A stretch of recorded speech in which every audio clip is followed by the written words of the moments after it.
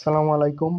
কুমিল্লা বিশ্ববিদ্যালয়ের নতুন একটি বিজ্ঞপ্তি প্রকাশিত হয়েছে। তো দেখো, আসন খালি থাকা সাপেক্ষে উত্তীর্ণ শিক্ষার্থীদের ভর্তি সংক্রান্ত বিজ্ঞপ্তি। তো আসন এখনো যেহেতু খালি আছে, তো এই সাপেক্ষে উত্তীর্ণ শিক্ষার্থীদের কি ভর্তি সংক্রান্ত তোমার বিজ্ঞপ্তি দিয়েছে।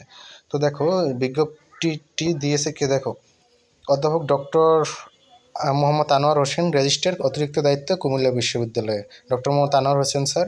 তো দেখো, 2024-25 শিক্ষাবর্ষে প্রথম যে স্নাতক শ্রেণীর এ বি আর সি ইউনিটে বিভাগসমূহকে মেধা তালিকা এবং কোটায় যারা মেধা তালিকা এবং কোটায় উত্তীর্ণ হয়েছে, আসন খালি থাকা সাপেক্ষে আগামী 18 তারিখ দুপুর 12টা থেকে 19 তারিখ রাত 11:59। তো 18 তারিখ দুপুর 12টা থেকে, ঠিক আছে, 19 তারিখ রাত 12টা পর্যন্ত মিনিট পর্যন্ত স্ব প্যানেলে প্রবেশ করবে। তোমরা স্ব প্যানেলে প্রবেশ করে ভর্তি হতে ইচ্ছুক এ বিষয়ে মতামত প্রদান করার জন্য অনুরোধ করেছে তারা, ঠিক আছে। তো স্ব প্যানেলে প্রবেশ করে 18 তারিখ দুপুর 12টা থেকে 19 তারিখ রাত 12টার মধ্যে তোমরা মতামত দিবে, ঠিক আছে, স্ব প্যানেলে প্রবেশ করে। তো এই ইউনিটে মেধাক্রম দেওয়া হয়েছে 514 থেকে 900 পর্যন্ত।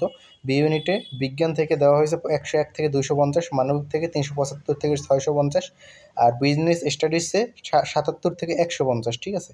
আর সি ইউনিটে দেখো, বিজনেস স্টাডিজে 294 থেকে 400 পর্যন্ত, আর বিজ্ঞানে দেখো 41 থেকে 100 পর্যন্ত, ঠিক আছে।